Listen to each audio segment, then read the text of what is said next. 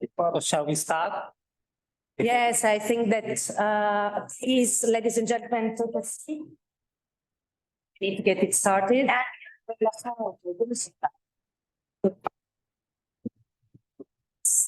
So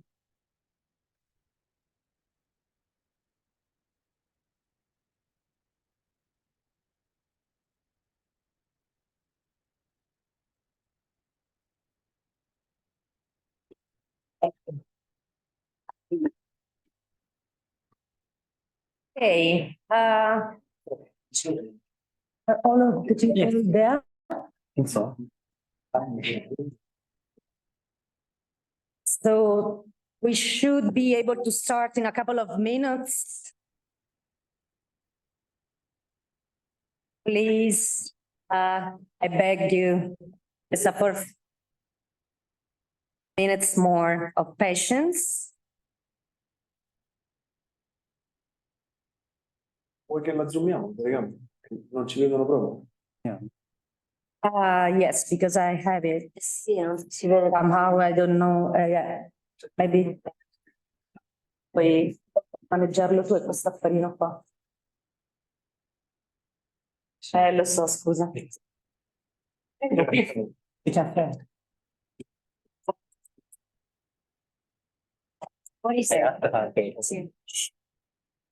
You will see.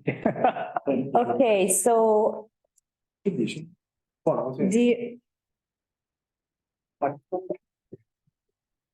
Yeah, because Aoi ha la sua mano. Okay. No, it's fine. Puoi fare, ok.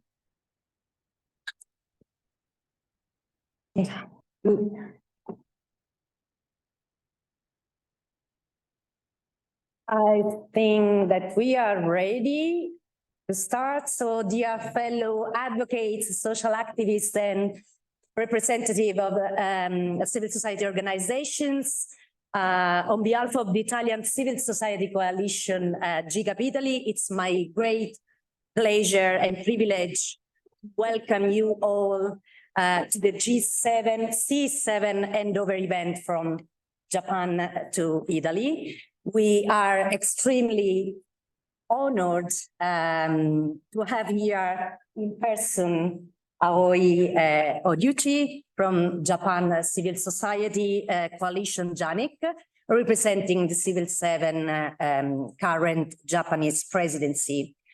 I'd like to thank you most sincerely for being here so numerous, both in person and remotely. And thanks also to our distinguished panelists today, Civil 7 working groups coordinators, experts. I'm sure that we will have a fruitful discussion and that we will leave the room today with a clear idea of the reality we are confronting with and more precise indications of how we can keep the momentum going, continue to act as a global group to channel influence from the ground to the G7 countries by offering our extensive experience and to contribute to shaping G7 agendas, commitments, and practice. And we will do by joining forces and effectively collaborating so we can continue to build on a substantial dialogue with the G7 countries, using the unique opportunity provided to the Civil 7 official engagement group. And indeed, we are in a unique position to make demands for concrete actions to ensure spaces of consistent and substantial exchanges and for open and democratic dialogue. As the year 2030 looms, and just 7 years remain to achieve the Sustainable Development Goals, we are actually still facing a number of critical structural and systemic challenges. Poverty, inequalities, injustice are not new, and neither are their drivers and root causes. What is new is that we now live in a time of what has been termed as holy crisis, a time when the compounding impacts of climate change, conflicts, economic shocks, the global pandemic, the Russia-Ukraine war, and now the Israel-Hamas war are exacerbating social and economic inequalities, magnifying gender inequalities, increasing food insecurity and hunger, generating forced migratory flows, driving humanitarian needs to record levels, and slowing or reversing previous progress in leaving no one behind. Large demographic groups such as women, youth, and those most excluded and marginalized are carrying the burden of this crisis. So at this time, at the time of this unprecedented crisis, which is becoming a new reality, we all agree on the centrality of human rights, of the human right-based approach, building on voices of those who are most excluded, the most vulnerable, and bringing them at the center of the policy debate. This way we can ensure that systemic revision of the narrative for action, a strong international solidarity, which is truly indispensable to address systemic issues and stimulate a change.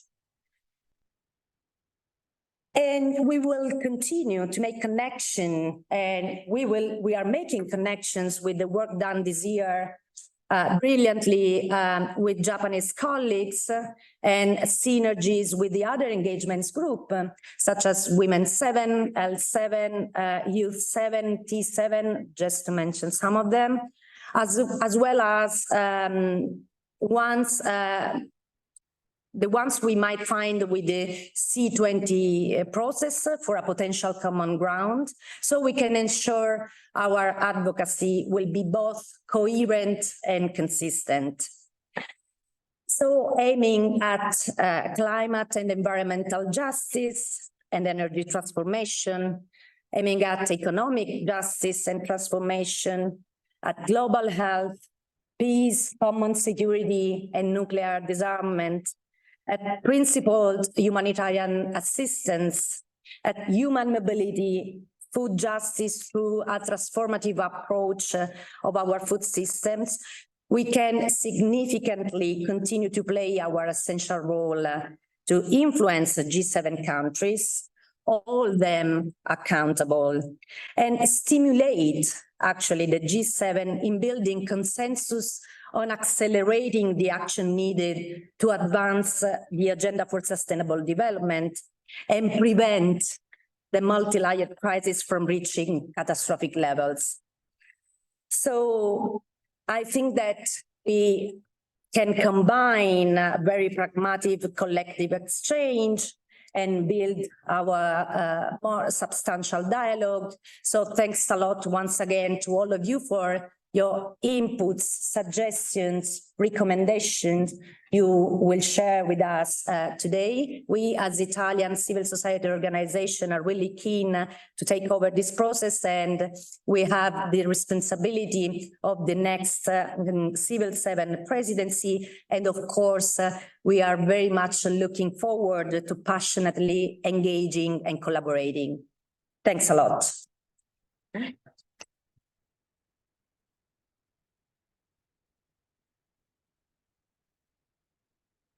So now I would like Aoi to take over exactly to share with us the reflection and challenges of Civil 7 activities in 2023. Aoi, please, the floor is yours. Thanks, Valeria. Thanks for the good introductions and those opening remarks. Hi, everyone. My name is Aoi Horiuchi. I'm a C7 steering committee member in 2023, as well as a secretary for C7, as a hosting civil society was of C7 in 2023. Now I'm going to speak a little bit about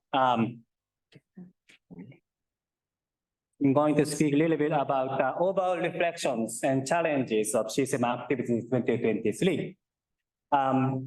after my presentations, there will be also the reflection, monitoring evaluations by our external experts, and also followed by the roundtable discussions with C7 working group coordinators. So we have plenty of exchange here in Rome and also the online participants. Then we hand over the process from Japan to Italy. So I will begin my presentations giving some numbers. In 2023, we have more than 700 participants from 75 countries, including 56 global south countries. This is quite an outstanding number, as usually the G7 is only from 7 countries plus EU, but as an official engagement group of civil societies, we decided to invite more global voices, especially from global south countries. So that's what we have happened. More than 700 participants in 6 working groups.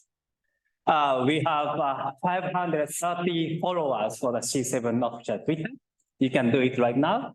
And we have 69 posts at the C7 official website. We have produced the event and the C7 summit breakout sessions, or the press conference, and also sometimes the YouTube videos.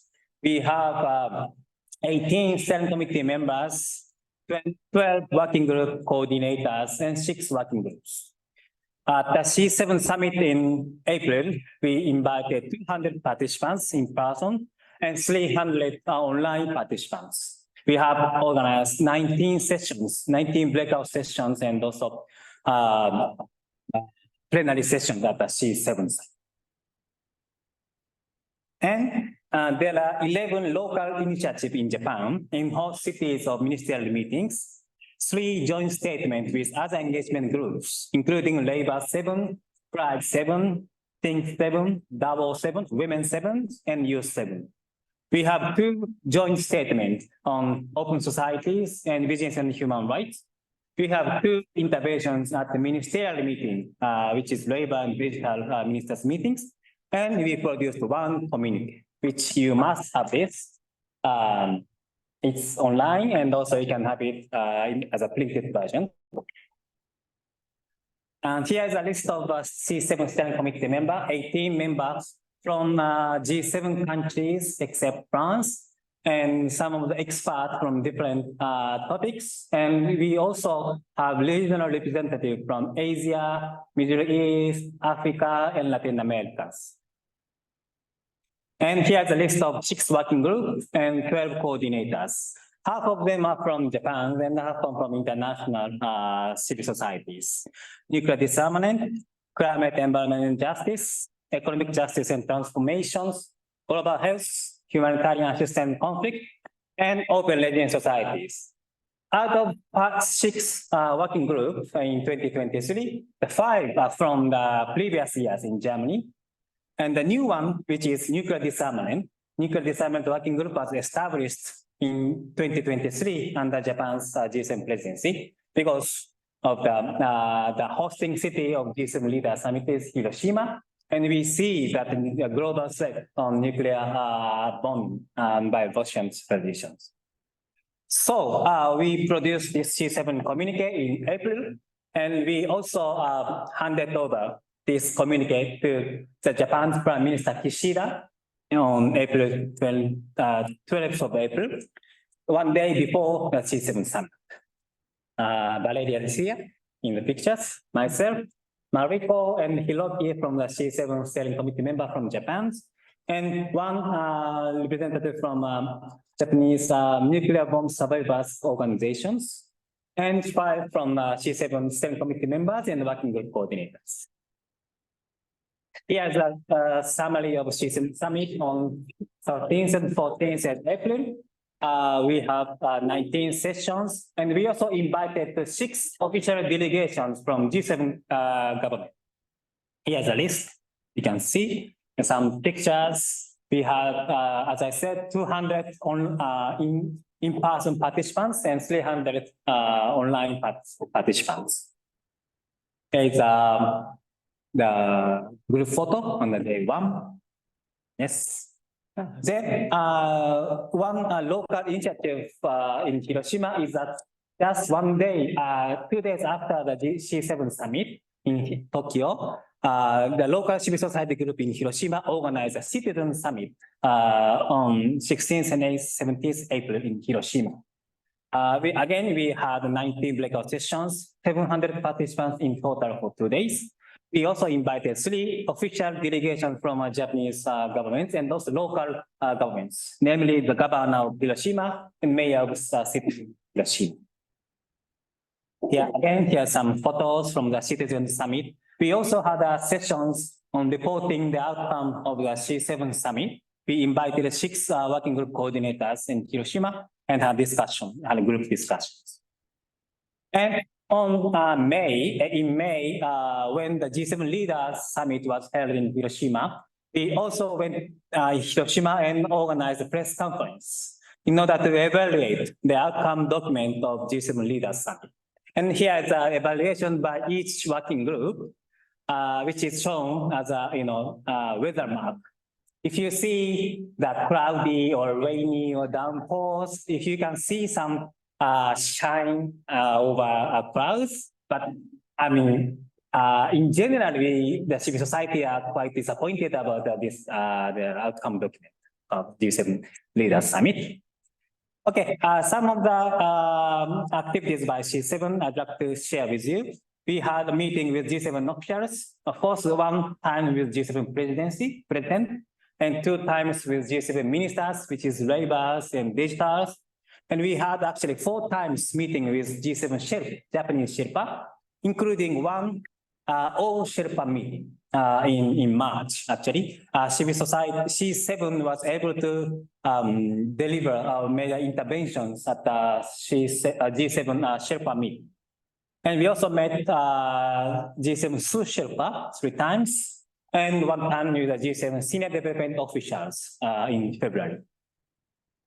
There's also a partnership with different engagement groups. We organized a joint press conference in Tokyo and Hiroshima.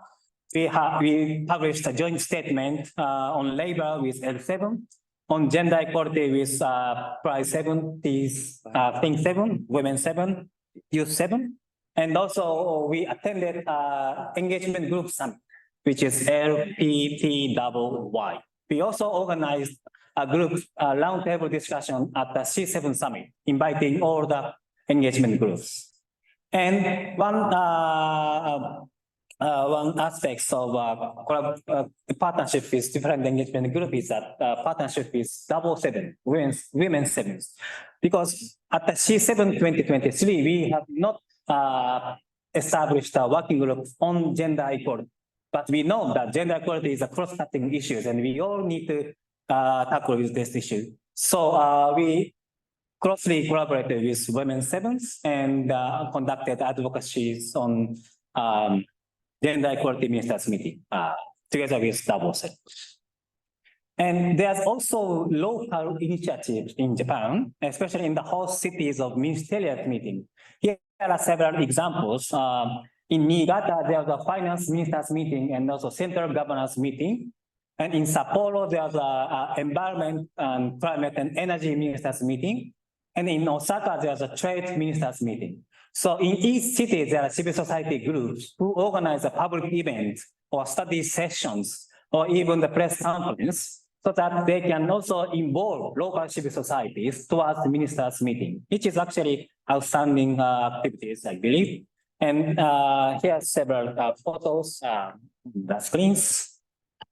And by this local initiative, we could say that there is more and more Japanese civil society was involved in the process, including Hiroshima's citizens. So before I finish my presentations, here's 4 points that I'd like to finally address as overall reflections and the way forward. As I said, we could meet the G7 leaders, G7 presidency, and we could also make the interventions at the ministers' meetings or meeting with G7 Sherpa. But the final outcome document of G7 Leaders Summit was not sufficient from the civil society point of view. So we could see that where is the effective advocacy entry point for, for influencing the positions of G7? Is that meeting with ministers, meeting with G7 Sherpas, or meeting with the president? So we need to find a way how we can affect the decisions by G7 leaders. And as I said in the beginning, we have 700 participants, including many civil society from Global South. But do we really, all the voices from the Global South are truly reflected or included in the C7 policy recommendation? This is actually we need to reflect in our daily activities and also the discussions at different working groups. So, and also because we see that D7 is happening next year, maybe in June, and there are different international meetings, namely G20 summit, UN meetings, UN summits, and also other important international conferences in each agenda, each topics. So how we can use these different opportunities outside of G7 to strengthen our voices, strengthen our positions. Maybe we can also have an effective partnership with C7, C20, C20 in Brazil, or maybe we can also team up with some other different specific groups on different topics, which is relevant to the G7 agendas. And finally, how we can build partnership with the media outlet, media contact. In Japan, although we have more than 40 or 50 press conferences during the year, but of course, the local newspapers cover the civil society activities, but not the entire Japan or not the global media outlets cover the stories from C7. But we can also use or engage with media effectively so that our voices can be also amplified. So this is some takeaway from my observations and also activities in 2023. Okay, so this is the end of my presentations. And next we invite Kamala and Melissa from Play for Change, who conducted monitoring evaluations of C7 activities in 2023. So Kamala and Melissa, the floor is yours. Thank you so much for that, Aoi. I really appreciate the introduction. My name is Kamala. I'm the founder of Play for Change. We're an evaluation firm by and for Black, Indigenous, and people of color. We're based in the US, but we have folks across the globe. Melissa has been my main collaborator, who's also on the call. In this brief presentation, guys, we're going to walk you through our evaluation report that we have so far over the C7 Summit planning process and the different pieces of the summit itself and the influence that it's had on folks. All right, so I'm going to go ahead and share screen with you guys, and I'm also going to share the document with you that's online so that you can see it in real time. So let's just, maybe I'm going to send, sorry, but I'm going to send it to hosts and panelists, and perhaps one of you guys can help me push it out to everybody else, please. But I'll just go ahead and open up our share screen. All right, so thank you very much. We conducted a mixed methods evaluation to be able to see in a comprehensive way how the C7 planning process went, and what are some suggestions, recommendations, some challenges that were addressed that can help us look towards the future, correct? All right, so in a general way, what were the methods that we used? We first went ahead and we looked at evaluation questions, broader questions, let's just say the broader questions that needed to be answered in general for folks on the C7 side. And then we went ahead and we adapted these to include either additional sub-questions or the main questions themselves. We adjusted them a bit in order to really capture the totality of the type of information we were looking to gain, right? Ultimately, we wanted to know, was the C7 summit process, was it effective, the planning process, and then how useful or helpful was the C7 summit itself for attendees? And ultimately, what are people's perceptions of the influences of international institutions such as the G7 and other international institutions on these grand challenges that we heard Valeria so eloquently speak about in the very beginning. All right. So with support from the Accountability Lab, one of their team members and myself, we went down to Japan in person and we conducted 23 interviews. Okay, so 13 of these were with steering committee members, working group coordinators, and then 10 were with summit attendees.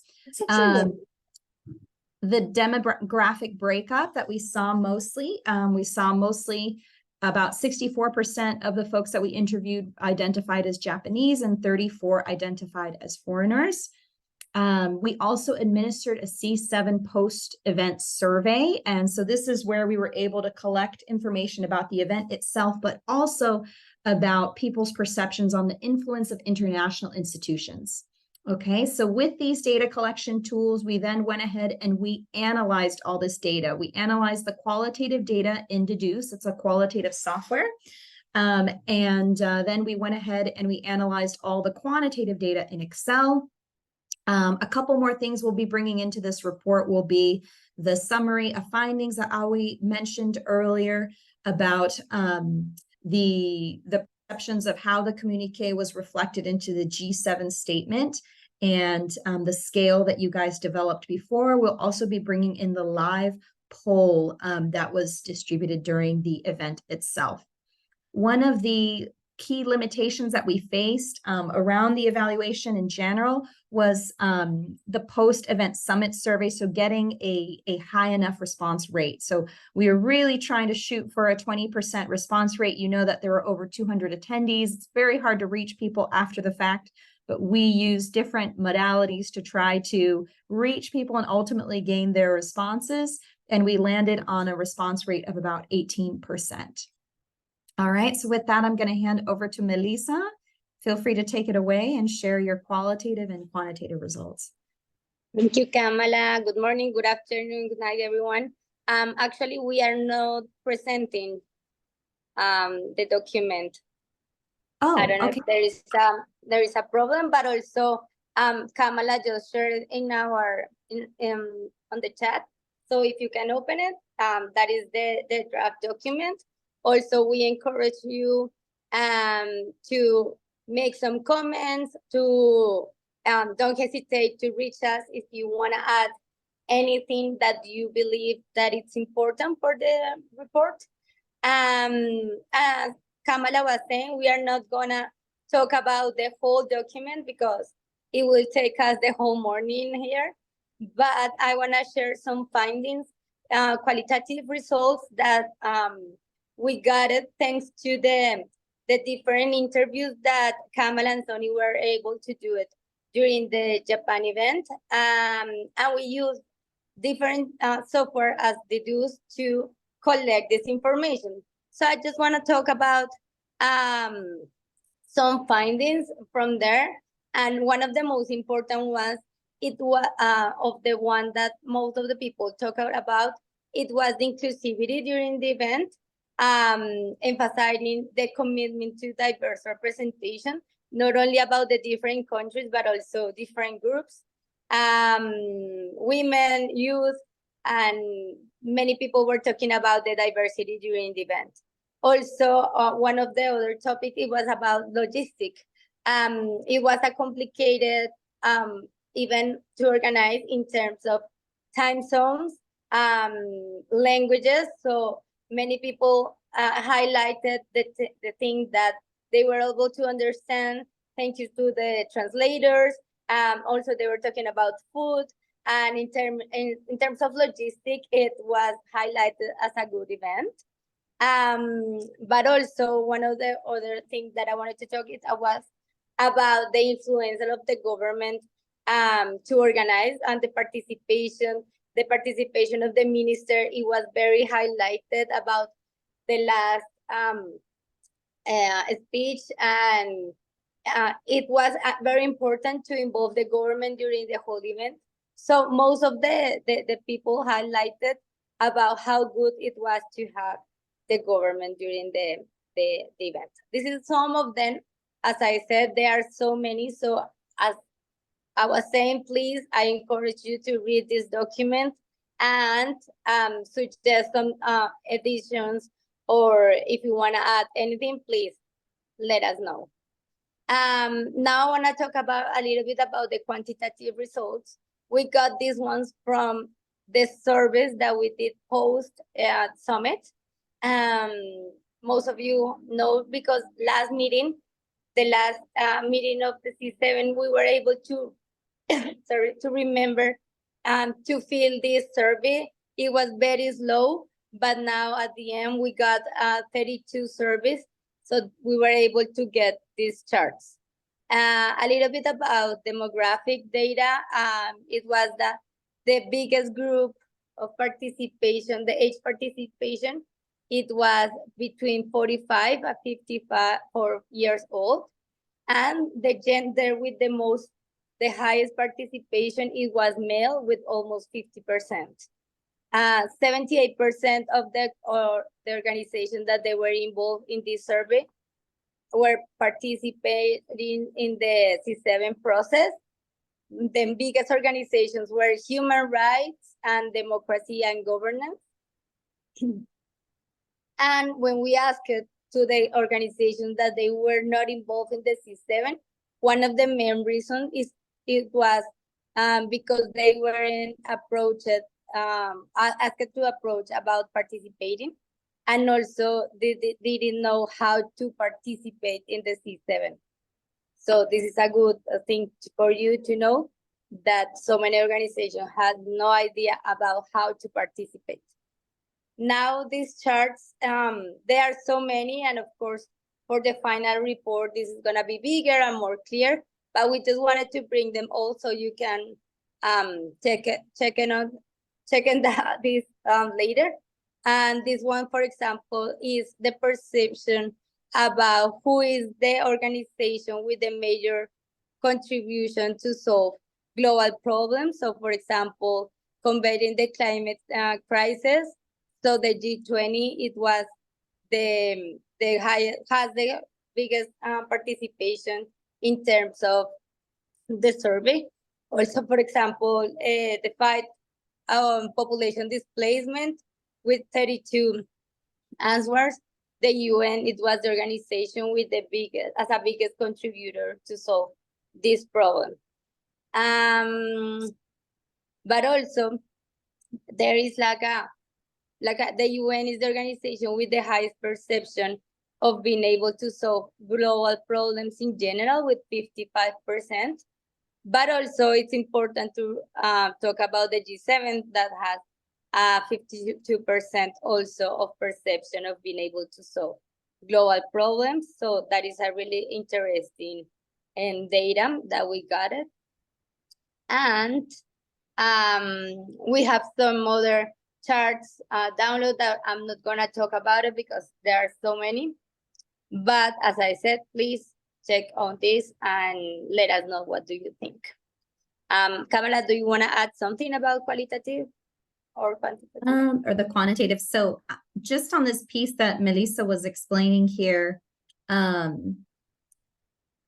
these charts are valuable because they share the perception that people have of the strength of these institutions. And you'll see that, as she mentioned, just wanted to highlight that G20, G7, they're almost always popping up as the institutions that a majority of participants are seeing as influential. So just wanted to really make sure that stood out to folks, because a lot of this evaluation is also seeing how, how relevant and how influential is the C7 in the G7, who apparently, according to this survey, perhaps folks on this call who have responded to the survey and those that were attendance in the conference felt was influential. So as she mentioned, there's plenty of charts here. We figured better to have more than less information for you guys to dig into, to be able to delve into. Obviously, this is a work in progress. So this is the full kind of breakout of a lot of the content that we have as far as the quantitative and the qualitative findings. But really, after this, and throughout the discussion today and after, just in general, we will be looking for feedback to be able to gain greater insight into these issues with you guys. Yeah. Melissa, So you thank you, wanna- Kamala, for that. And just to change up a little bit of topic, we found also some challenges, not only about for us to get to collect the data, but in general of the event. And even though they were talking about how good it was to the organization and the logistic of the event, they realized also that one of the main challenges was that in terms of organize the workshop with different time zones, the languages, even the food and other topics were a challenge because the diversity of the population that was participating during the event. Also, they highlighted the lack of clarity regarding goals and absence of representation within the actual G7. And also they were talking about particularly in the struggle for inclusivity and diverse representation in general. Also the limited,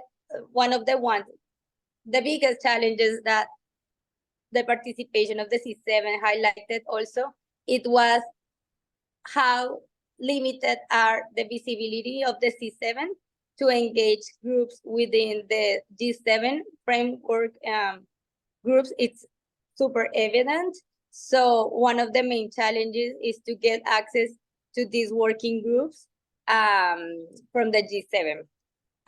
Maybe you want to add another challenge? Because I didn't want to talk about all of them since they are so many, but yeah, if I forgot to mention an important one, please, Kamala.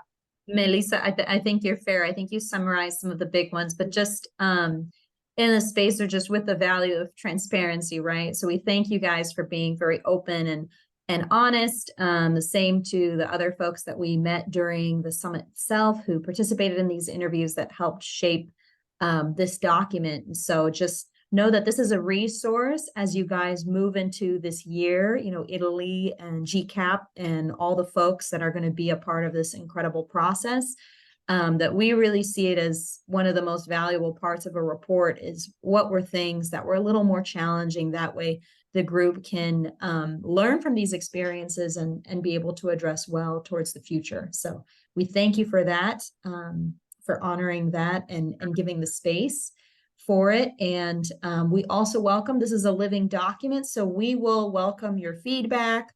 You can go ahead and track changes into the document and add things. And I'm just going to briefly go over some recommendations that came up from the data. And so this will be very brief. I want to be mindful of your time, of course.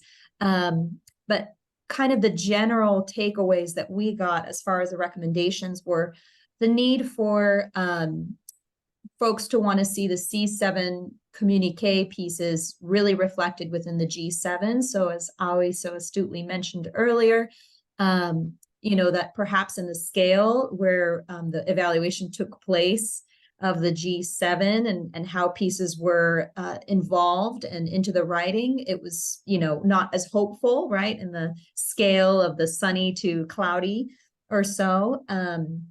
And so there's a real focus on the need for action. So we had quite a few folks who participated just shared their need for action, for accountability from the G7 in really being able to meet the commitments that they've set for themselves, for being able to monitor and evaluate the G7 in general and these commitments, that it was very important to be able to use numbers and objectives that were easy to measure, that would be a way of being able to hold folks accountable longer term. Folks also really stressed the importance of strengthening civil society.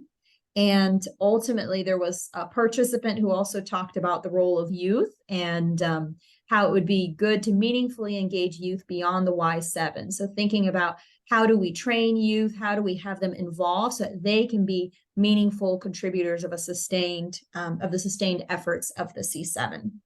So these are kind of some general recommendations that came up. I know that there's a lot of rich experience in the room that we would love to leverage as well. But first, just kind of want to open it up to any questions that folks may have who are either on the chat. I don't know if people are able to come off mute, but yes. They are asking to send the link of the document through the WhatsApp group. We don't have access, but if you can do that, Aoi, or I will share the link for this draft monitoring and evaluation report in the chat box soon. But meanwhile, if any participants have questions to the presenters, please write in the Q&A or chat, or just even raise your hands digitally. But probably, because time is running out, I think it's better for us to go to the next agenda. The C7, yes, policy recommendations and reflection by C7 working group. Thanks, Tamara, and thanks, Melissa, for your great presentations and also collecting the data, analyzing everything. And we are really looking forward to the final report. Thank you so much. Sorry, thank you so much for opening the space to us. I was just going to say briefly, so the link will be provided in the chat. Please provide all your feedback, your tracked findings by the end of this month. So November 30th is our cutoff. That way we can incorporate all the final edits and be able to turn around a nice clean report to you guys in December. So yeah. Thank you. Okay, thanks, Tamara and Melissa, once again. Yes, now we go to the next agenda, the policy recommendations and reflections by C7 working groups. And these sessions will be moderated by Daron Serra-Pellit from Corporation Canada. As we can see, the next year, the G7 leaders will be headed by Italian government, but after Italy, Canada will take over the presidency. So that's why we invited Daron and also Corporation Canada to moderate the sessions. And we are here with 6 representatives from C7 working group in 2023. And now we have, I think, around 45 minutes, probably. I'm sorry, I don't see the follow those. But now the Daron will moderate the sessions. And please turn on your camera for the speakers. Thanks, Daron. The floor is yours. Great, thank you very much for having me. Just to confirm, we said 45 minutes, correct? Yes. Great. So my name is, as mentioned, Darren Seller-Perrett. Very happy to be here, and I work for Cooperation Canada, and I'm looking forward to having Italy being president next year, and then Canada in 2025. Really interesting conversation so far, and I'm really excited to have our next panel come up. Before we begin the discussion, though, I would like to acknowledge that I am located on unceded indigenous lands, and so the Kanien'kehá:ka Nation is recognized as the custodians of the lands and waters on which I am today. Jojolge, or colonially known as Montreal, is historically known as the gathering place for many First Nations, and today is home to a diverse population of indigenous and other peoples. We respect the continued connections with the past, present, and future in our ongoing relationships with indigenous and other peoples within the Montreal community. So we have about 45 minutes, as mentioned, and I'm really thrilled to be spending them today discussing the communiqué, advocacy strategy, and civil society engagement. And so the goal of this session is really to build upon our experience in 2023 and make 2024 C7 process all the more successful and effective, really from the perspective of the working groups. So the best way to do so is to hear from our representatives from our 6 working groups who will share insights into the process. And then we will have hopefully have some time toward the end for some questions and answers to our panelists. And so I urge you to write down those questions and ask them. Take yourself off mute, raise your hand later toward the end, or just write your questions directly into the Q&A function, and I will field the questions. So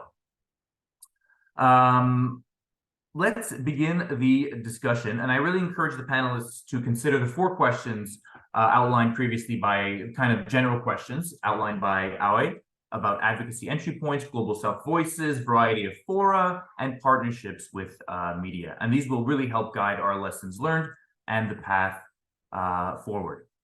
You can see our wonderful panelists here on the screen. I think we've outlined all the working groups already, so let's just kind of dive in, right? And so the first question is really for everybody, and really kind of about the foundation of C7 messaging, so the C7 communique. So basically, for all of our panelists, I'd like for you to talk about one or two messages from your specific section of the communique that most resonated within the group, as well as your target audience. And why do you think those one or two messages really resonated particularly well? Given our limited time, please kind of keep your answers relatively short to a couple of minutes to ensure that everybody has sufficient time. So let's start with Masaki. Please, the floor is yours. Okay, thank you very much. I'm representing the Global Health Working Group. And our message, we raised two key messages. One is that ensure global equitable access to vaccines, diagnostics, and the therapeutics of pandemics by smooth technology sharing and develop manufacturing capacity in regional level, including waiver of intellectual property rights protection in pandemic period. This is the first one. And the second one is that ensuring the universal health coverage, leaving no one behind. The reasons is that we should never forget and repeat, and we should never repeat the failure of the COVID-19 and develop a better mechanism to deliver pandemic vaccines, medicines, and the diagnostics globally, and ensure investment for health to achieve EHC, including more health workforces, more developed health systems in national level, and ensure health rights of the people left behind, including refugees and migrants, and many communities, populations isolated from health services. These two goals have been widely recognized. Now, pandemic treaty is on the global negotiation, and universal health coverage is one of the key agenda of SDGs Goal 3. Thank you very much. Thanks, Masaki. Next, let's go to Alessia, please.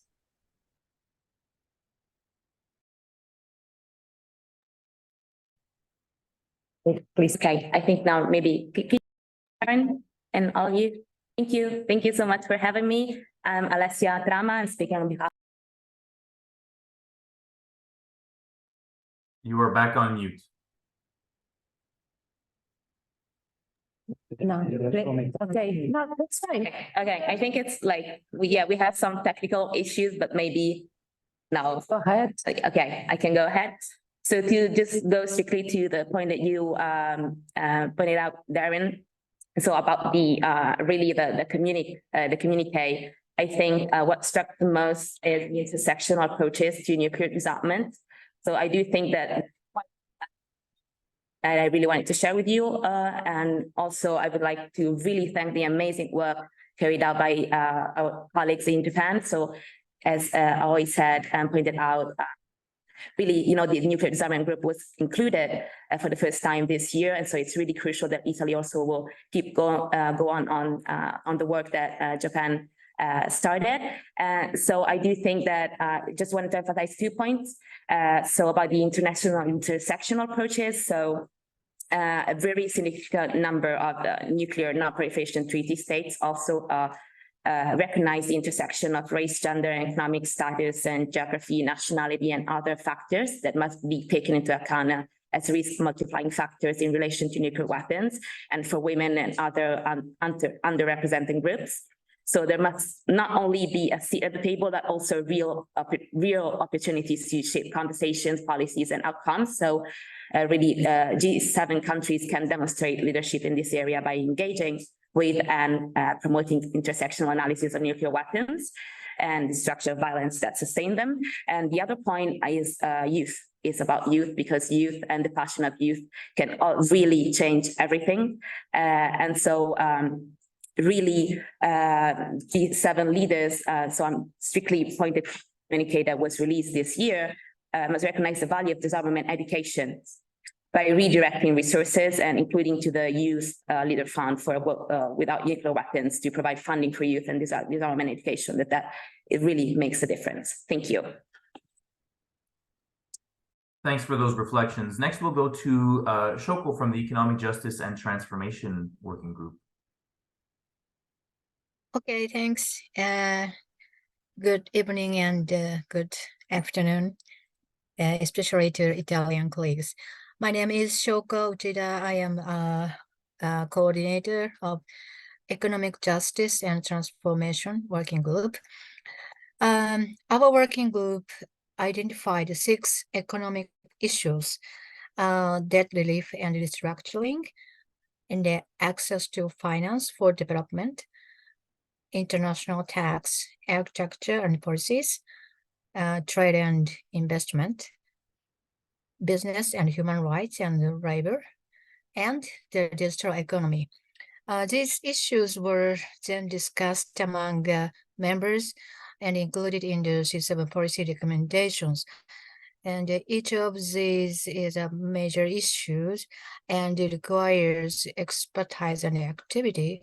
But more importantly, our key message is fundamental value shift. As all of us know, in the last 3 years, the COVID-19 pandemic, Russian invasion of Ukraine, and food and energy shocks amplified inequalities across societies. In developing countries, especially where the multiple crises reversed decades of poverty reduction and development gains, recoveries stalled amidst rising interest rate, slowing growth, and inequitable global tax system, limited access to finance, etc., etc. There are also these are also consequences of the economic system over the past decade. So there is a need to change business as usual and secure policy space to pursue transformative alternatives.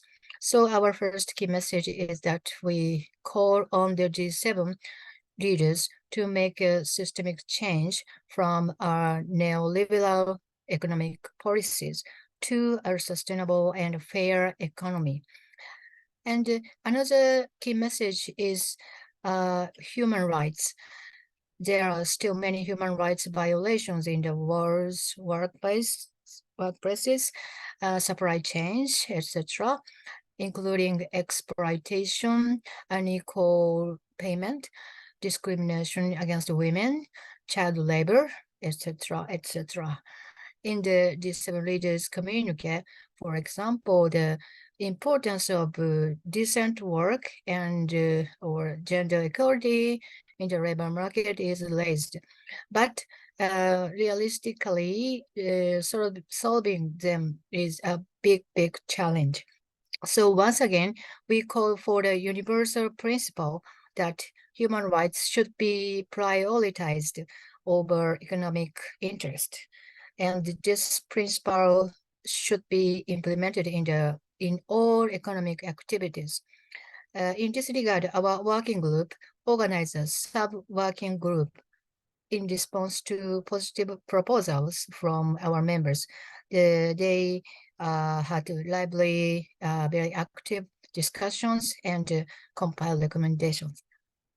Okay, thank you. Thank you very much, Shoko. Now we're going to go on to Risa Endo from the Climate and Environmental Justice Working Group.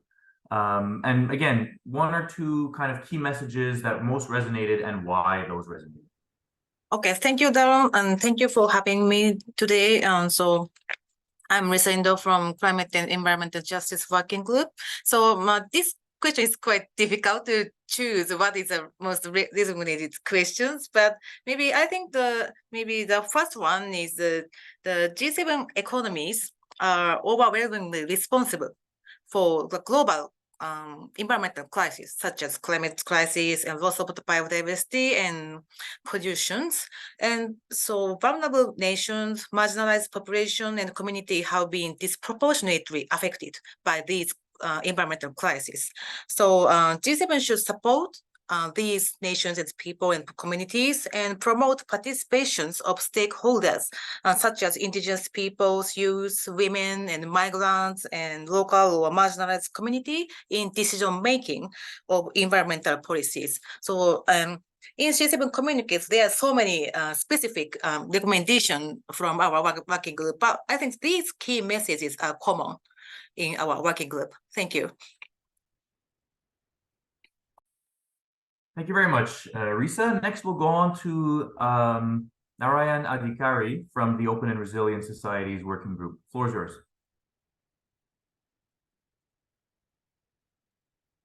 We cannot hear you.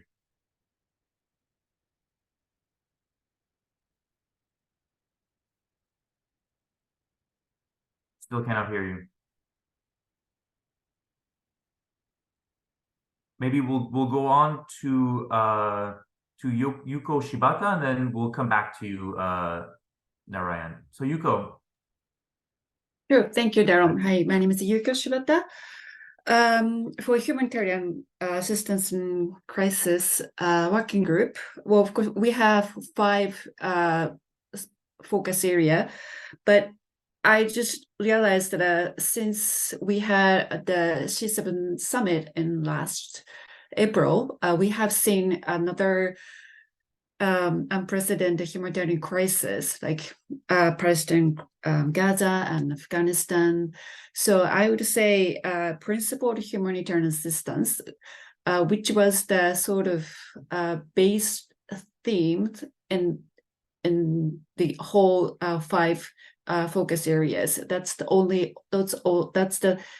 message. It's really relevant to whole message from the humanitarian working groups. So I think it's principled humanitarian crisis. I mean, assistance is a probably really important message. Thank you. Thanks a lot, Yuko. I think Narayan is going to reconnect. So hopefully we'll be able to kind of get the Open and Resilient Societies Working Group 1 or 2 messages. But I've been hearing lots of interesting kind of messages from our group. I'm back if you can hear me. Yes, we can hear you. Thank you. I'm sorry for the technology. So I had to shift from my laptop to the computer, but thank you for bearing with me. Is it my turn now? It is your turn. Please go ahead. Thank you, Darren, and hello, everybody. My name is Narayan. I represent the organization called the Accountability Lab, and now I'm calling from Nepal. Just to focus on 2 messages that, as you mentioned, although we have a lot of other important things that we have come up with as part of working group, but the key message, the really the important one, as everybody mentioned, that we emphasize the role of civil society in every forum, including G7, that the civil society get a space, get resources, and have uninterrupted environment to really voicing up the local communities, so that the civil society become a powerful tool to ensure accountability and transparency. So that is key. And another very specific one that we come up with is to recommend the G7 to establish a Pride 7 engagement group. So this is where I want to stop now, and we can definitely discuss more later. That's great. Thanks for all of your kind of points of emphasis. I know it was hard to choose 1 or 2, but I heard lots of really interesting kind of points here. Not to make the mistakes that we made during COVID-19, kind of emphasize intersectional approaches, kind of fundamental value sets, and change business as usual, participation of marginalized groups in climate decision-making, principled humanitarian assistance, and civil society used for accountability and transparency. So thanks a lot for all of your really points of emphasis. And so this was really about kind of the foundational messaging, the C7 communique. Now we can turn a little bit to the conduit of the messaging or the advocacy strategy. And so I'd really like to direct my question toward our colleagues from the Humanitarian, Nuclear, and Open and Resilient Societies working groups. So first, I'm going to turn to you, Yuko. And if you could talk to us a little bit about kind of the advocacy channels that you found most effective and which stakeholders specifically responded most positively to the messaging.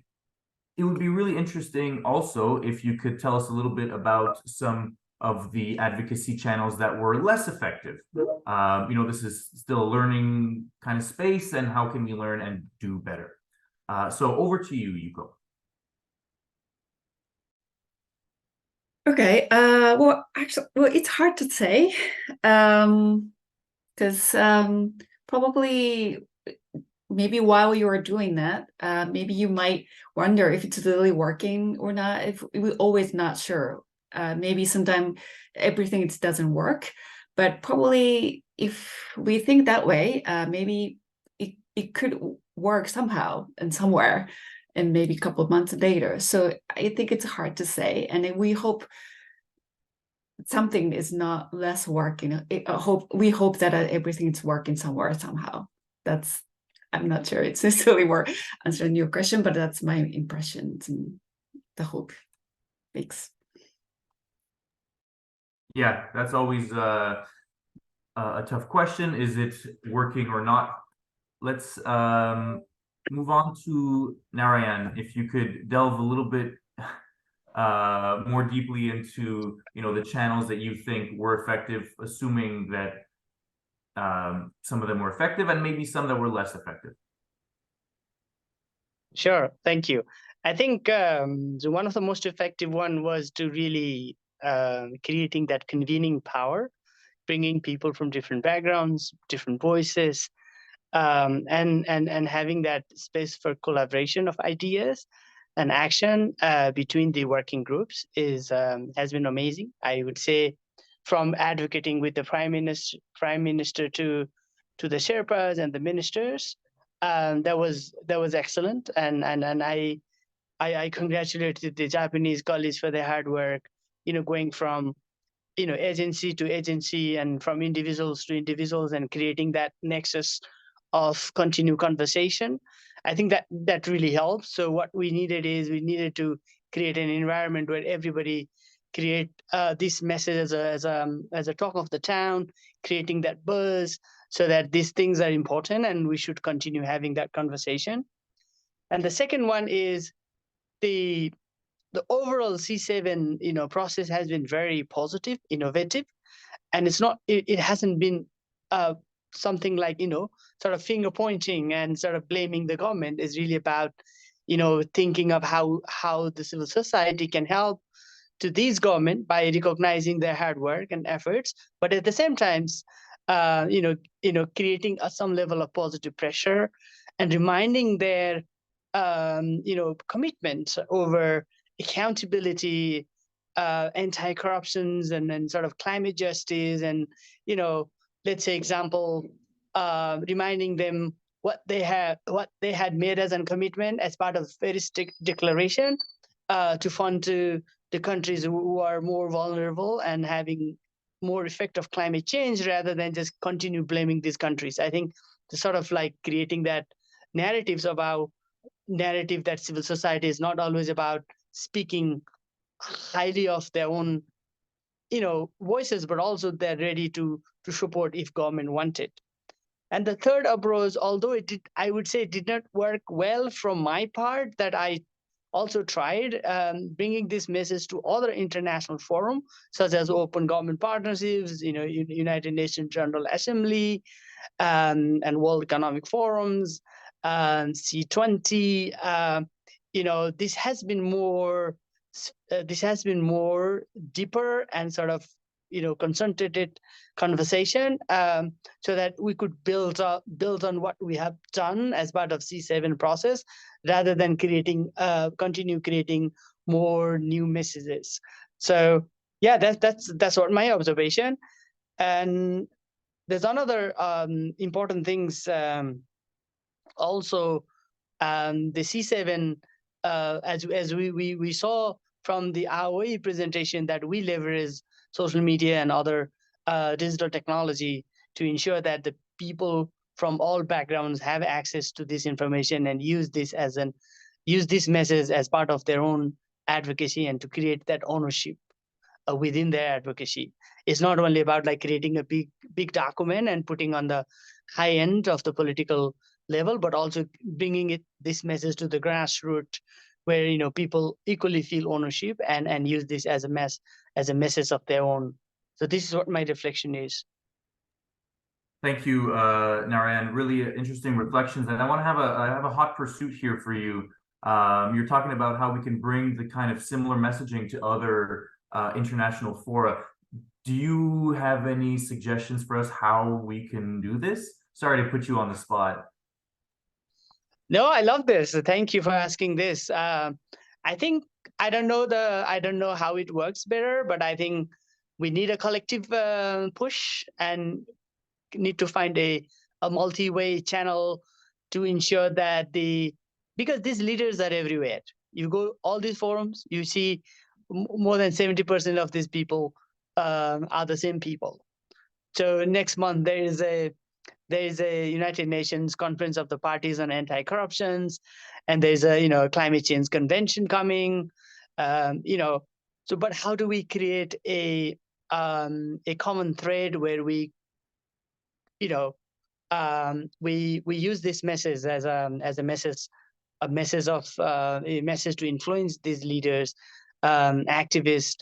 I think as a civil society working group, maybe we could come up with a solid, very specific, readable message and documents instead of just creating a bunch, bulk of information. So I think this is the times, as a hook. I would say using the appropriate hook when there's a big events like UN conventions, open government partnership, or there's a next year in Paris of OECD Global Integrity Forum. I think there's plenty of opportunities, but we need to contextualize this message and make sure that they understand from their ways as well as from our ways in terms of how we want to spread this message so that we can continue influence. Thanks a lot, Narayan. Yes, also coordinated messaging often is a lot more effective. Very good. Now I want to turn to Alessia with the same question. What stakeholders responded? What advocacy channels you thought were more effective, and maybe give us places that we can work on. Thank you. Thank you so much for for this inspirational discussion that we're having. It really struck me. So thank you. I think I think that I'm gonna follow my colleagues on this, because the primary point is to really leave no one behind. And so really to appeal to the human aspects of everything. And I think that the message and the work that we're doing is the primary point is to empower people and to feel like people can do the difference because we are doing the difference. And so I think that the advocacy channels that are more responsive is when really we engage with youth and with citizens as a whole, and we do this informative action and to really appeal to the hearts of people. And I think, and everyone recalls the youth summit that was held in Hiroshima this year, where youth from all around the world gathered together for a few days, and they listened to hibakshas, so the survivors of Hiroshima and Nagasaki, experience testimonies, and were really inspired to work together and to really write together a statement for the G7 leaders. And all of these youth came from different backgrounds, as we said earlier, and have their own unique mission in their own everyday life. But being together there and getting informed is really the key to work together and really do a difference. And so I do think so for international fora, it's really, I think they're really crucial, and they're really like all the work that we do to raise awareness towards citizens all around the world in our countries. And now we are really engaging to do this in Italy as well, especially for nuclear disarmament, since we host US nuclear weapons in our territory. I do think that like the key to really have positive responses for advocacy channels are really to, maybe I'm repeating myself for the 100th time today, but to really give the floor to the youth to coordinate most of the things, because we do have the responsibility to, change the present for the future that we do, that, we will live on. And so I think that's what that's my answer to this. Thank you. Thank you very much for that, and it really resonated with me. When you're talking about appeal to the hearts of the people and getting the stories out there and listening to people's stories, from the survivors to youth as well. All of that is very important to hear those. Before we move on to our next kind of topic, I'd like to field questions from the audience. And so here I have one question in the Q&A function. Thank you very much to Mark for this question. I don't know if you'd like to go off mute and ask the question yourself, Mark.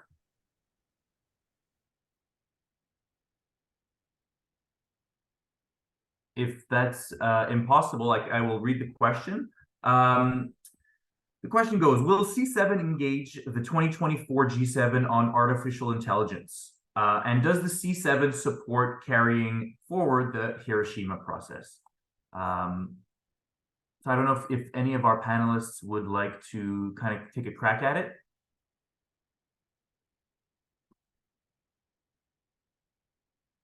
It was put forward here that yeah, go ahead. Yeah. Yes, can you hear me? Just a quick answer from our side, as we have just established the discussion with the SHEPA office, and we had actually last week a first discussion with the Minister of Labor, and one of the key priority next year will be exactly on artificial intelligence.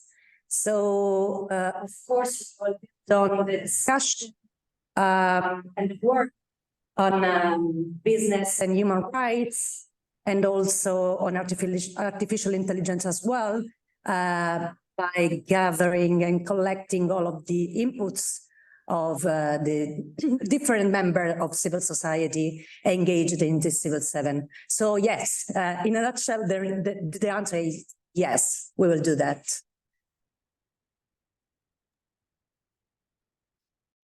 Thank you very much. Can I add a little bit on this? Please go ahead. I think this is a brilliant question, and thank you, Valerie, for mentioning this. This is really important, and also it is an effective advocacy, because the G7 communique have mentioned artificial intelligence as a key ingredient to advance freedom of expression, but at the same time ensuring that it is more inclusive, and it is not a danger for the humanity. Rather, it promotes equality and sort of inclusions and equal opportunity for all, and also it should ensure that it does not violate individual privacy. So I just wanted to highlight that there is a strong commitments as part of the G7 communique. I think, and it will be a brilliant way to pick it up from there. Wonderful. Thanks for adding that. I don't see any more questions from the floor for now. Please make sure we'll have lots of time at the end as well to answer your questions. So please make sure to have some toward the end. Let's move on to another topic here. So basically, the C7 communique was, a collective effort with consultations from wide number of actors within civil society. And so I want to talk a little bit about widen a little bit the scope and talk about the role of civil society at large. And so Risa, I'm going to look to you. Looking forward to 2024. How do you see, and in what spaces, basically how and where do you see the C7 bringing most value to the G7 process? Okay, thank you, Darren. I believe that the C7 can bring most value to the G7 process by accelerating stakeholder participation. In the development of policies and measures, it is essential to promote participation by diverse stakeholders, including people and communities left behind. So, for example, climate change is having serious impacts on health, food, safe drinking water, sanitation, and decent work around the world, and it will aggravate existing inequalities such as gender equality. So have the consideration of these facts been sufficient in the context of climate change? So this is my question. So to reflect these facts, I suppose more social dialogue will be necessary to consider and integrate the voices from those who are left behind into the environmental policies. So I hope the C7 can contribute promoting stakeholder engagement and participation to achieve no one will be left behind. Thank you. Great, thanks for that. Shoko, I'm going to turn to you with the same question, basically. Where can the C7 be leveraged to bring most to the G7 table? Okay, so as I mentioned earlier, international politics and economics are facing multiple crises, and the players there are also diversifying, and the international order led solely by the G7 is already how can I say stagnating. So especially in terms of the economy, we need to cooperate with many countries, especially with the global south and China and others, and have multilateral multilateral discussions. So in this context, it is not enough for us as a civil society to simply react to the issues raised by the G7. We need to put pressure on governments to change the G7 agenda, priorities, policy goals, and processes. Of course, individual policies have specific targets and strategies, but it is important that everyone in the C7 shares the need for the fundamental changes. And on one more point, I would like to ask our Italian colleagues to increase the transparency of the G7 itself and strengthen the inclusion of civil society, because that has been one of the challenges of us in Japan. Thank you. Thank you for those interventions, and very important, very difficult, but very important to increase, accountability and transparency. It is obviously a crucial thing. I'm going to turn to you, Masaki, and as representative of the health working group, how can we best balance, or leverage the need for depth and breadth? Right. And so in depth, I mean in analysis and messaging, and in breadth kind of representation across regional and societal segments. Feel free to answer the first question as well. The floor is yours. Okay, thank you very much. Yeah, and this is very much difficult. Also the very much important question, which we will choose, the depth and the breadth. We need both the depth and breadth, especially when we try to make the difference by our advocacy. we need to develop alternative proposals that are well structured and reach the issues in depth, because we need to change the current monopoly of technology and manufacturing of the medical countermeasures by northern industry, and to develop alternative structures to ensure global equitable access to medicines, vaccines, and diagnostics. At the same time, our advocacy messages and the proposals should be based on the people and the communities, especially in the global south. So we need to make our advocacy as broad, as legitimate as possible. On this point, we were more successful. As a health working group. More than 250 persons from 50 countries, including the Global South, engaged in the work of the C7 Global Health Working Group, and we had serious negotiation between the representatives of the Japanese Ministry of Foreign Affairs and the Ministry of Health, Labor and Welfare, and the Global Civil Society in April. So that somewhat our health working group was very much successful on the how to pursue the depth and the breadth of the our advocacy for C7. Thank you very much. Thank you very much for all of those answers. Really, interesting. Lots of crucial things that everybody, all the panelists, are bringing to the table. So thank you very much for that. I'm gonna look to the floor for a few questions.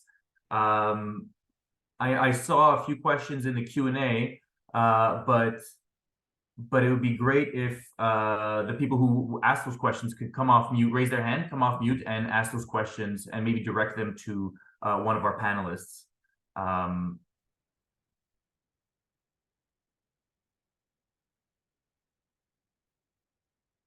If not, I can go ahead and ask the question. Maybe that's better. So I have a question here. I guess somewhat related to AI and data governance as well, but will C7 be advancing the importance of health data governance? This maybe is a question for you, Masaki. Yeah, yes, the health data governance, it is very much important in many aspects. One is we can use a kind of big data on health, and probably we can make the more we can make our health approach more effectively with using this kind of data and the big data on health. But also the health data is very much very much related to the privacy, and also that the confidentiality, so that this kind of health data should be protected very much. And so this is very much important issue, and also that we need to be very careful about it. One is the health data collection system, and it is included in the very important part of kind of 6 building blocks of the health systems. So that when we consider about the universal health coverage, of course that we need to consider how to develop, how to approach the treating the health data effectively, and also that how to protect the confidentiality of the privacy of the health data, so that we need to be very much careful about this issue. Thank you very much. Thanks, Masaki. Yeah, you outlined a lot of considerations there. Kind of an very important topic going forward. Now I'd like to, I think we have somebody from the floor that would like to ask their question. So Patrick, I will invite you to go ahead and ask your question. And maybe if you can either direct it to all of the panelists or direct it to one or two specifically. Thank you so much for this coordination and handover meeting. I think it's going very well, and it's very exciting to see how it's unfolding. I had a bit of a pregnant question in a sense that quite a number of things were achieved in Tokyo. And then Tokyo linking itself to other agencies, I mean, other networks like the BRICS and all that. So how do we generally keep that ball rolling so that we still have a relevancy? We are not just in a cocoon ourselves as C7 and therefore influencing only G7. How do we keep that those linkages? I think this is one of the areas we'll need to probably continually be strong. That's one. But also Italy, Tokyo was dealing with very complex problems, but Italy will be dealing with even more complex problems if we see how things are unfolding in the world. So that's the sort of thoughts. I was just thinking if we could have a little bit, if I could hear from the panel on that. Thank you.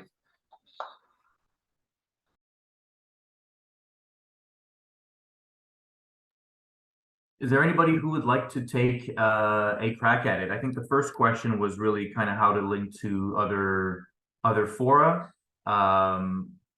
I think Narayan kind of spoke a little bit about it, but I don't know if anybody would like to expand or tackle that. And then the second question was kind of how to deal with increasingly complex issues that are coming into this world. So I leave the floor open to anybody who would like to tackle some of those questions. Asaki, please go ahead. Okay, yeah, thank you very much. About how say that G7 relationship with the BRICS, I would like to raise the importance of the G20, and G20 has all of the BRICS country, how say the Brazil and Russia and also India and also China and South Africa. So when we consider about the BRICS, and probably it is necessary to to consider about the relationship between the G7, G20, and the C7 and the C20. We learned that the G7 is already not the key arena for the global policy development. It is rather the strategic camp of the global north. G20, especially especially its financial track, played a bigger role for the pandemic prevention, preparedness, and response.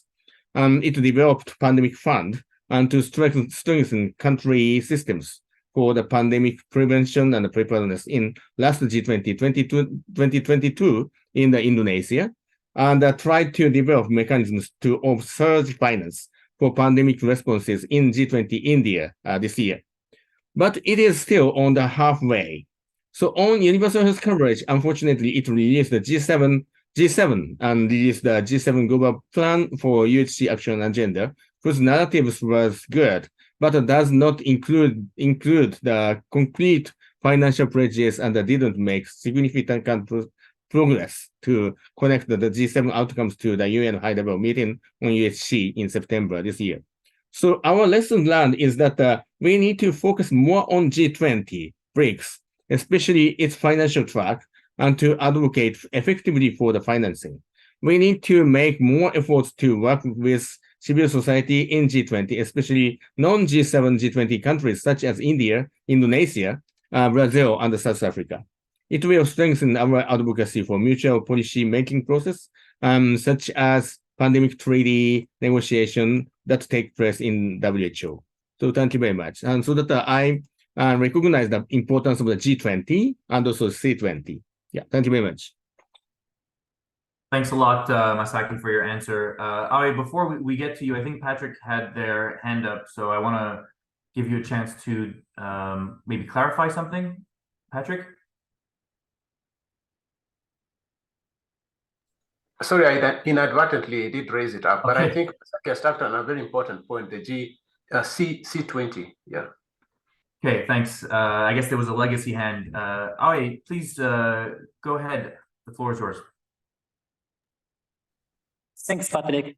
Yes, I also echoed Masaki's intervention that we also need to focus on the G20 as a global north, and also the countries in making strategies or key issues like economic and global health issues. But at the same time, this year, as we see that G20 invited African Union as an official member, from the next year. And also at the same time, BRICS countries are also expanded. We now see Argentina, Egypt, Ethiopia, Iran, Saudi Arabia, United Arab Emirates are official members of BRICS. So now all the international forum is expanding except G7. But relatively important also G20 and BRICS are increasing. And if you see the new BRICS countries, we see the Argentina, Saudi Arabia also from G20, but also we are missing like Egypt, Ethiopia, and Iran. So we also need to engage with BRICS through the BRICS Civil Society Forum. So next year when the G20 is hosted by Brazil, and also BRICS will go to, I believe, to Russia, right? So we also need to engage with several other civil society groups who are engaged with BRICS civil societies and close relationship with C20. And there are actually, of course, the Italian colleagues might be quite busy for focusing on G20, and the Brazilian colleagues might be focusing on G20. So next year, so there should be some coordination mechanism in the different sectors, different international forums. So there's actually this year the new coordination mechanism was established, which is called People's 20, and now we see that Civil's 20 in Brazil is now focusing on policy advocacies, and People's 20 are trying to coordinate the different movement by civil society. So like learning sessions or making a capacity development training. So I think that by through the People 20, civil societies are trying to connect all the different international forum advocacy activities. Thanks. Thank you very much. Very interesting intervention. Thanks for mentioning the People's 20. I think coordinating mechanisms are very important. Narayan, please go ahead. Thanks. I just wanted to highlight, as you were asking about how can we do our best, within this given context of shrinking civil society and increasing malign and authoritarian influences everywhere around the globe. I think just two things very quickly. One is we need to be strong and undivided civil society, highly coordinated and have that strong linkages of different civil society actors around the world. And I think C7 has been playing an amazing role, but I think it has to go beyond and to really ensure that there is a strong, honest, undivided civil society. And then second, which I also feel that there's a lot of criticism over civil society in terms of who we call civil society and who they are, and what civil society is also facing huge problems over their credibility and their honesty and the linkages with the politics. And so I think it's a time to discuss, to really redefine this civil society and their role, and to really find an innovative approach to ensure that civil society continue to become a catalyst, convener, and a coordinator to ensure that things that I mentioned about these different forums and opportunities become a place for the leaders to consider when it comes about hearing people's voice. I just wanted to add this. Great, thank you very much. And I really resonated with what you're talking about in terms of an undivided civil society. Very interesting. Yes, Yuko, please go ahead. Thank you. Just quickly adding what Narayan and Aoi said. I think that we've been talking about maybe we have probably the legitimacy issue on the C7, I guess, and we have a similar forum or place to discuss on similar issues. But as a humanitarian working group, in the C20, I believe there's no humanitarian working group under the G20. But on the other hand, there's many other places as a humanitarian actors to discuss a similar issue in different places. So I think it's really time to maybe review or collaborate really with other the forums, because I think it's probably collaboration partnership with the really key issues here. Thank you.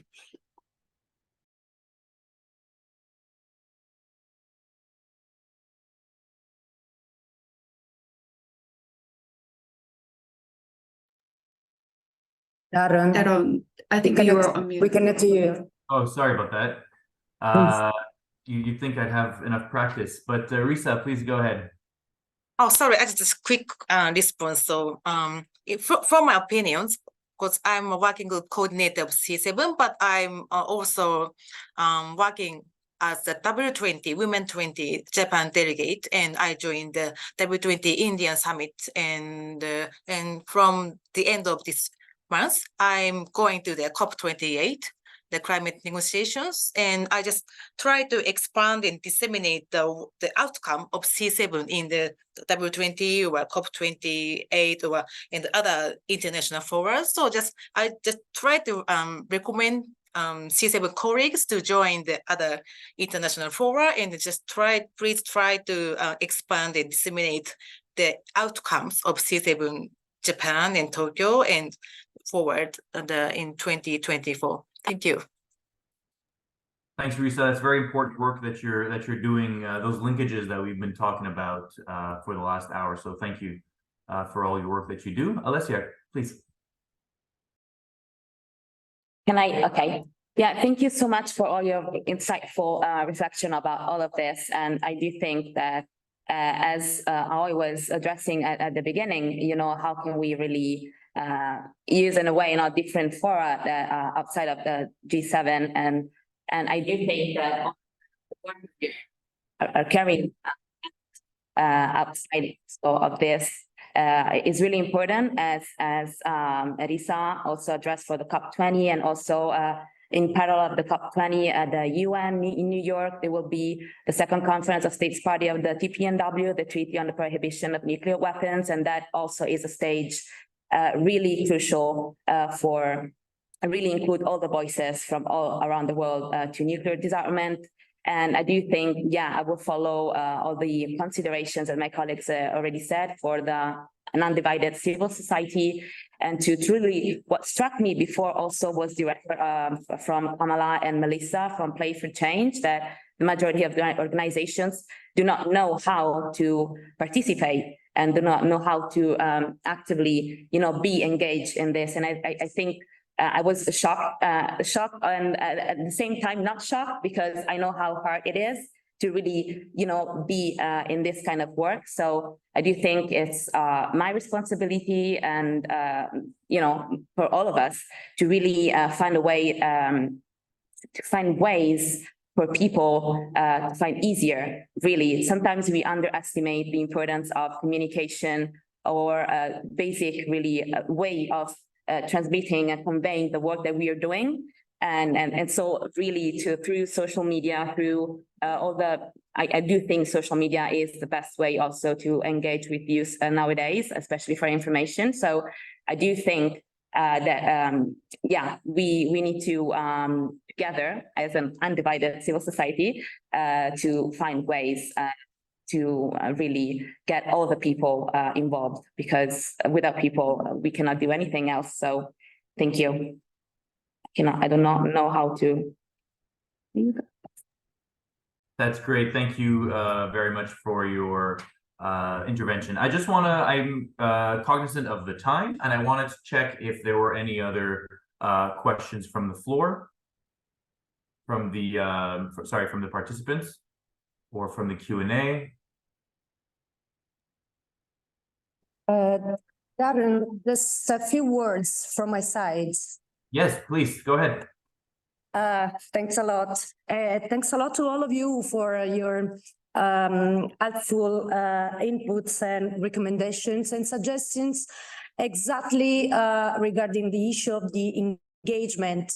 As we mentioned many times, actually at the core of this engagement group, there is the value of a collaboration.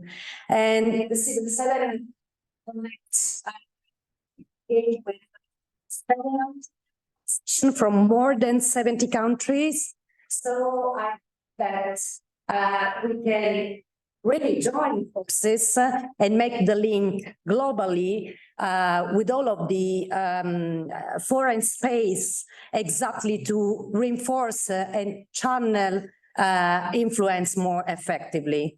And of course, the collaboration with C20 is essential, as well as with the other engagements group, official engagements group and not official engagements group of the G7 and G20 process, exactly to go together in the same way to make, to strengthen our main messages.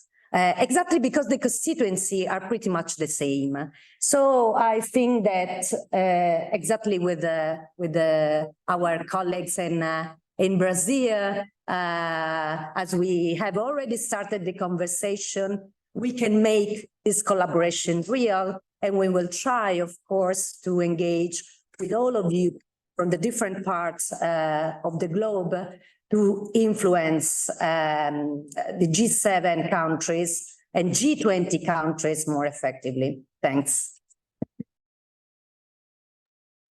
Thank you very much for that and for your responses. Let's close on this, and I would like to really thank all of our panelists, Masaki, Alessia, Shoko, Yuko, Risa, and Narayan, for really your insightful interventions and kind of sharing with us your experience and kind of your analysis of everything that you went through in C7 2023. And here's to an even more effective and productive C7 2024. So thank you very much once again, and Aoi, back to you. Thanks, Taran. Thanks for organizing very good fruitful conversations among coordinators and also from the floor. Now we go into the next agenda, which is announcement for the C7 2024. Now the structures of C7's basic structures of working group and everything about the schedule will be shared shortly. And this will be done by Francesco from GCAP, Italy. And then the floor is yours. Yes. Thank you. Can you hear me?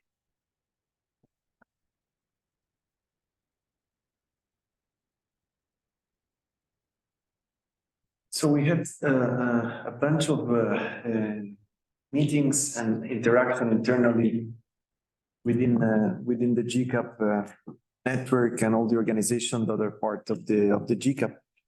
And we actually thought that it would be good this year to start with to include new working groups that would match with working groups that will be created by the G7 Sherpa office and the G7 process in 2024. So from a number of interaction that we had with the authorities and with some of the experts, we know that there will be new focuses, one of which will probably be Africa and the involvement of the African Union also at the table of the G7 leaders. It was already involved within at the G20, at the last G20, and the focus will probably be strengthened by the Italian presidency because of the interest that the Italian government has in trying to link intervention in the global south with tackling the root causes of migration. Migration will be another of the possible priorities. And so we actually, and of course, I mean, we spoke about artificial intelligence and some others, but they tell us that climate and energy will be among the focuses of the presidency. So we decided to come up with a structure that will probably be shaped with 8 working groups. And this will be climate crisis, energy transformation, and environmental justice. Another one will be, of course, the one of economic justice and transformation. And then global health will stay there. Humanitarian assistance and conflict in a moment where conflict is one of the most important crises that we are facing all over the world. Peace, common security, and nuclear disarmament, and this is in continuity also with what was actually done in Japan, nuclear disarmament at the G7 level. And then, of course, human mobility and migration will be a new one, and we will also have food justice and food systems transformation, which will probably be another major focus, and this is in the tradition of the Italian G7. This is actually more or less how we would like to structure the G7 working groups. We're still waiting for names of the experts. I don't know if you guys already have the names of the different experts in your countries. It would be good actually to put together the names of all the experts in 2024 from the different Sherpa offices. And of course, we will work also not only with the working group, the official working group of the G7, but also with all the other engagement groups. I don't know if you want to add something, Valeria, into this. Thanks a lot, Francesco. Just to confirm that we will establish the steering committee as well, guiding and leading, making the decision process within the Civil 7. The steering committee will be made up of the coordinators of each working group, national, international one. But as we mentioned at the beginning, with the human rights-based approach, gender mainstreaming, we will make sure that also gender experts and human rights experts will be there. One more element is the presence and the engagement with the national platform of the G7 countries. So also representatives of the different 6 together with Italy, national platform will be there, exactly joining the conversation with the different coordinators of the working group, exactly to make, as I mentioned at the beginning, our messages and advocacy action consistent and coherent.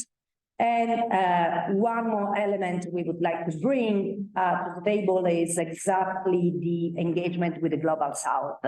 Aoi, the Japanese colleagues, and all of you mentioned also today many times the relevance and importance of having a clear engagement of the Global South. So both as international coordinators, so as representatives and participants and members of the steering committee, we will make sure that the Global South perspective and voice will be there. And I will stop. Thanks. Maybe one more thing, sorry, before leaving the floor. We will release the Civil 7 website by mid-December, by the 10th of December. In this case, you will all have the occasion to subscribe and register to the different working groups. And through the website, Civil 7 official website, we will deliver all of the messages and also the announcement regarding the upcoming events. Of course, the first one is the kickoff meeting, which will take place in January 2024. And once again, we're very much continuing together. Okay, thanks, Valeria. And I see one hand from the participants, which is by Sakuma 8. Can you speak up? Just for quick interventions from the floor. Please make your intervention very short, concise. Sakuma, can you speak up? If not, it seems not. Yeah, I see Satsuma Ito's raising hand, but I don't see his microphone is on. Maybe not. Okay. Okay. So while we wait his final remarks. Okay, but we are running out of, we are almost reaching the end of this C7 Handover event. So now I'd like to go to the next agenda, which is official handover from C7 Japan to C7 Italy. As this is almost the last activities by C7 2023, and we actually we are not preparing this C7 activity report, which is actually the reflection mainly from the C7 working group coordinators and also the entire process of C7 activities in 2023. And soon this report will be published online on the C7 website. And this is the end of the C7 activities. But now we are seeing the new leadership roles from Japan to Italy. And I'd like to officially hand over this activity report to Valeria and Ricardo, who will be leading the process next year. So this is for you. Thank you. And any final remarks from Ricardo? Yeah, I think that many things have been said this afternoon in Italy and this evening or almost night in Japan. And maybe, I don't know if there is anybody, yeah, and we have some friends from Canada. So in this morning in America, and I don't want to add any much more, just remembering that it's the second time that as Italian civil society, we are serving in the global dimension, facilitating 2 years ago the C20 process. And yes, and this year in 2024, the C7 process. We do that very happily. We do that with some hesitation, of course, because it is always a big responsibility, a lot of work. We were mocking a bit Aoi today at lunch, saying, "Oh, Aoi, in a couple of hours, you will be so relaxed because all your effort will see the word end, and you can relax." And now it's our turn to have a lot of labor on our shoulders. And I would like to mention one thing that we wrote 2 years ago in the final policy pack and the political document of the Civil 20 that year, where we wrote that the society we would like to have, we have in our mind, is a society based on the most vulnerable, that starts from the most vulnerable, that is measured on the matter of the most vulnerable. It's not the society of the powerful that is able to welcome, to help, to host the vulnerables, but it's the society of the vulnerables, because we are all vulnerables. And I think that this element of vulnerability, of weakness, is our common element. And our Japanese friends told us very clearly this year, highlighting so strongly the issue of peace and of nuclear weapon, of the weakness we have in front of the violence, the technological capability of building weapons like nuclear weapons. And we are absolutely aware in these hours of the risk that we are facing all together when we see the peace that is threatened, when we see what is happening in Gaza, what is happening in Ukraine, what is happening in Yemen, what is happening in a lot of other situations that are always not so often mentioned even in the media. We do know that it is even difficult to speak about this concern in a world where media are even monopolized by some mainstreams. And sometimes the media are even poisoned by fake news. With Masaki, we did a wonderful job in the reflection on the digitalization, sharing concern on the fact that the net is monopolized, and that gives spaces to misuse of the opportunity of the net. And this is a risk and a danger also for us in terms of being really able to transmit and to transfer our concern, our political proposal, etc. With all these concerns and worries in our mind and in our heart, but also with the awareness of this wonderful solidarity that is around this table, the virtual table of this connection and the physical table today in Rome. And that is a even small example of all the bonds and links we have within the international civil society. We are starting this job, counting on the responsibility of Valeria as a Sherpa of all the Italian coordinators of the working groups, but the international coordinators that are helping us in shaping this process. Well, we start today this responsibility thinking that the ethical compass of the human rights is still our main reference, and saying that we will be faithful to that compass, and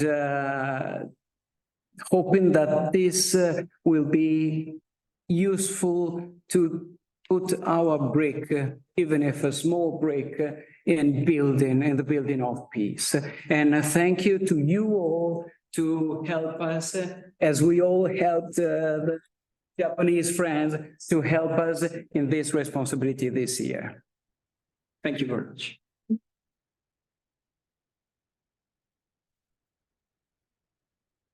Thank you, Ricardo, for very good encouraging remarks as you start the big journey, ranging from advocacies and media engagement with partnership with different engagement groups. But now the button is to you. But before we close these sessions, we'd like to hear final closing remarks from a Japanese hosting steering committee member, who is actually speaking on behalf of C7 steering committee member, Mariko Kirai and Hiroki Matsubara. They are the two driving forces of Japanese C7 presidency. So I'd like to invite one by one Mariko and Hiroki for their closing remarks. Mariko, the floor is yours. Thank you. Can you hear me okay?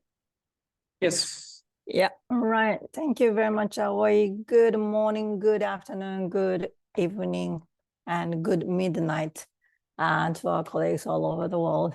It's good to see your face again. First of all, congratulations to my friend Valeria and Riccardo and other Italian colleagues for this great success in this handover event. I myself feel really much relieved right now to give you a very kind of heavy gift on your shoulders. I can see lots of monkeys on your shoulders right now. And I just would like to say one thing, you know, by reflecting what I have experienced over the this almost 1 year in the course of the C7 activities. I have attended numerous press conferences and the media interviews, and out of all those, you know, experiences, there are two key phrases actually that I thought have gained the most understanding and endorsement for the characteristics and the raison d'etre of C7. And the first key phrase is the breadth and diversity of the C7, like the panel discussion discussed it, and you know, today, this evening. As Aoi mentioned, we had over 700 participants from 75 countries. And of course, there are still more room for improvement to make the C7 to, you know, more open and accessible to anybody who lives on this planet as a civil. But no other engagement group had such a broad and diverse participation this year. So this is definitely our strength. And particularly with the growing voices questioning the legitimacy of the G7, the need to bring in those C7 voices and perspectives around the world into G7 document was well understood and shared by many people and media. That is, you know, one of the findings I had.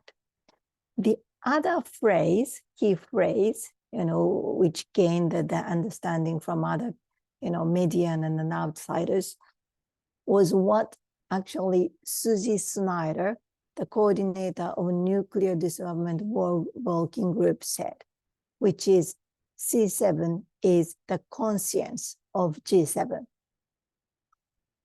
I was thinking about what this means, and I realized it is because C7 advocacy has a role to amplify the voices of those who are vulnerable, marginalized in the society.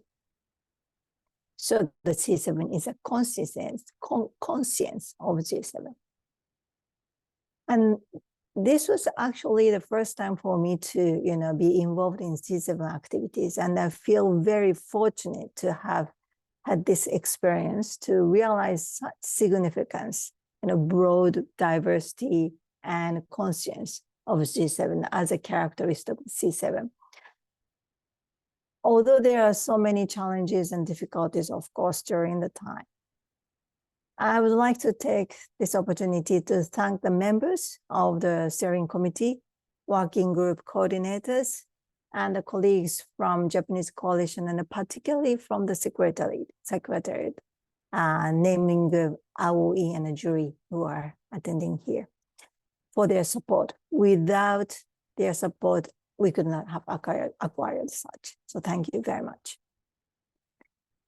In closing, I am sure that next host country, the Italian CSOs, will have enjoyed the same or even greater journey ahead, which will bring you an amazing feeling of achievement and joy as we experienced. Within 1 year, everything will be finished, so be relaxed. And we wish you all the best of luck and great success. Thank you very much. Thank you.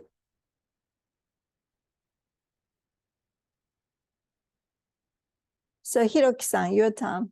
Yes, thanks, Maruko. And now, last but not least, Hiroki Matsubara from Hiroshima NPO Center, which is a hosting city with civil societies for the G7 Leader Summit this year. And he now finally give us the concluding remarks on behalf of G7 Steering Committee and also local civil society in Hiroshima. So Hiroki, please go ahead. Okay.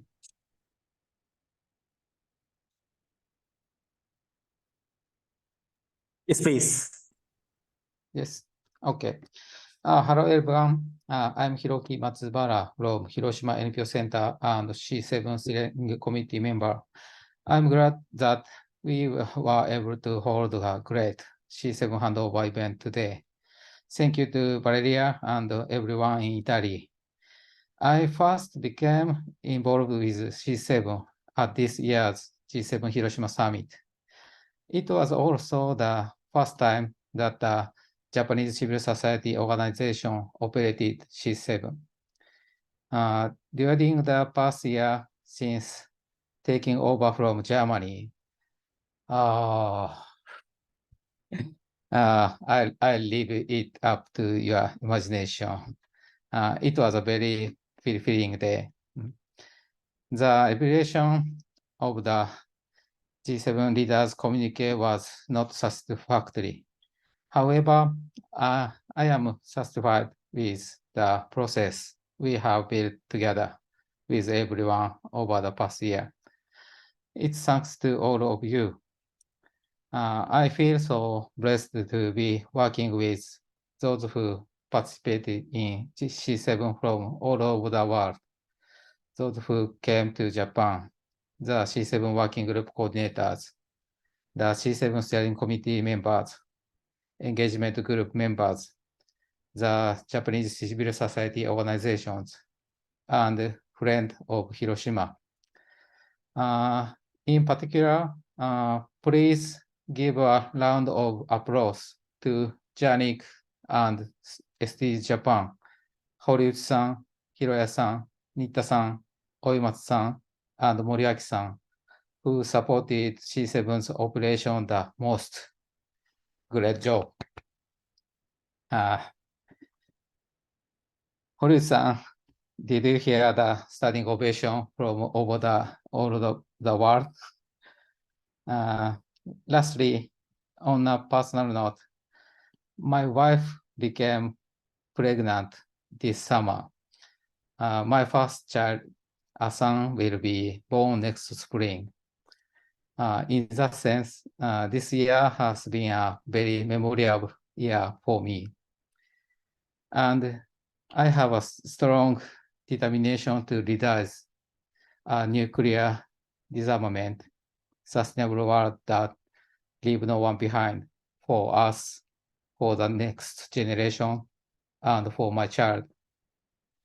The thing I remember most from the discussion at the C7 summit was the continue the process. Next year, C7 Italy will definitely be a success. Let us continue our solidarity and process together for our future. I'm grateful to everyone. Thank you very much.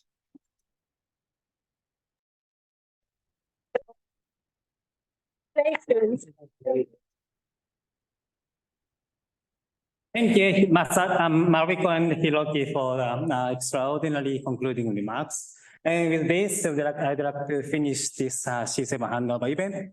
And congratulations to all the participants of C7 this year, and good luck for the next year as well. Thanks. Thank you. Thank you. Now I think the recording will be stopped, and I would like to stay all the speakers in front of your camera so that we can take a group photo together with you on the screen. So I think is it okay? Please may open the cameras and change it in as a view mode, speaker mode. Okay, so I think we would have to line up this side. Yeah. And someone from yes. Together. All together. Yes, ma'am. Okay. And maybe it's better if you have a communicate. You can. Yeah. We'll communicate.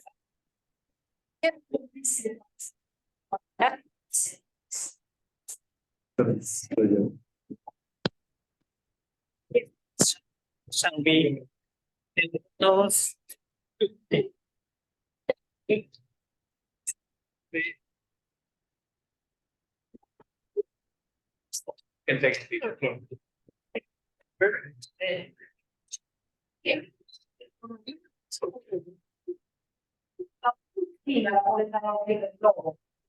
Capito?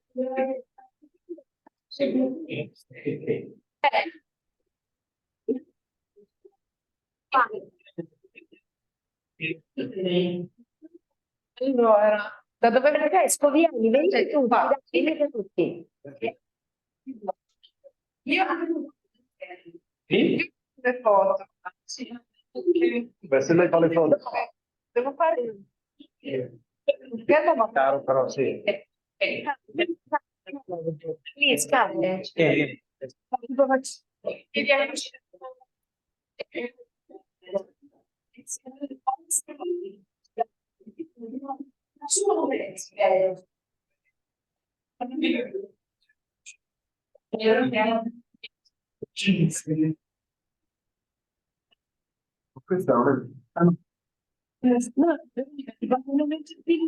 Sì, esatto, almeno è tutto bianco, cioè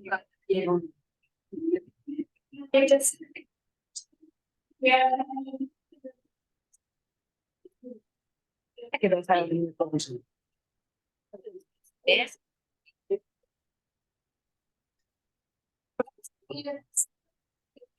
And that helps, huh? Yeah. The time like that. No.